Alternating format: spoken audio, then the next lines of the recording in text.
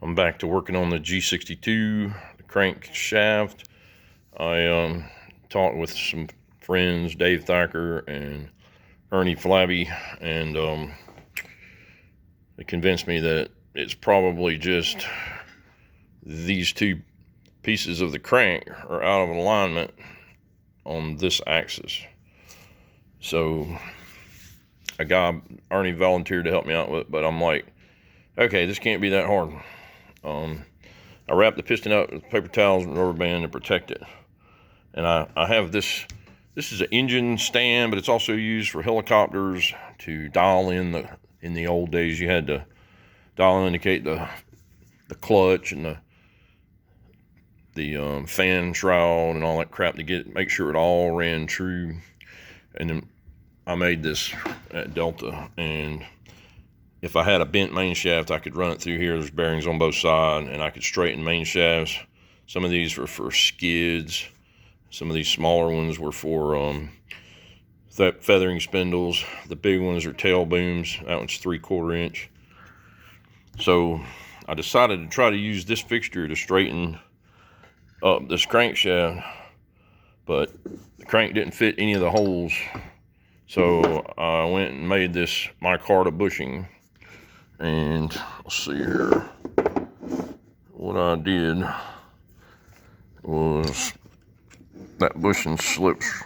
It's hard to do one-handed, but anyway, slips up on the crank. It's a really good fit. There we go. And so the ID fit the crank, and the OD fits the fixture. Get the piston out of the way, and it slides all the way against that big steel block. Well, it was very obvious these two counterweights were way out of alignment, like 100 thousandths out of alignment. This one was high. In other words, it was turned up like that. And so it needed to be hit and knocked back down. So I'm like, well, I got a hole down here. It's 3/8. So I put a 3/8 dowel pin in there, slid it up to where the inner crank just hit on that dowel pin, and then you'd slide it out, and it was again about 93 thousandths to 100 thousandths not touching this one. And so I took out the trusty brass hammer, and I just whacked it right here several times until it moved.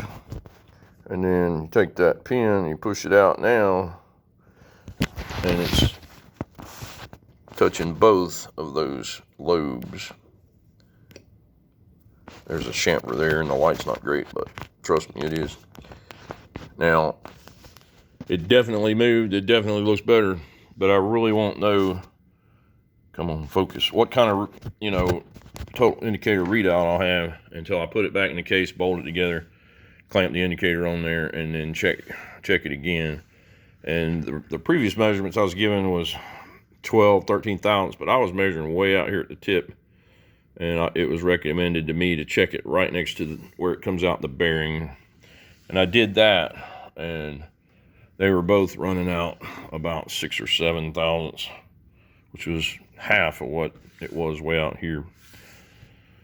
So as far as these counterweights go, they're about the same. They're really, really close. So I'm going to put it back together and put the indicator back on it and see where we're at. But I think it's going to be pretty close. And I've been told if it's within 2 thousandths, 0.002 total indicator readout, that's acceptable. I'm kind of more like, let me get it a little closer than that. I don't want the vibration. But we'll see how it goes, and I'll report back. See ya.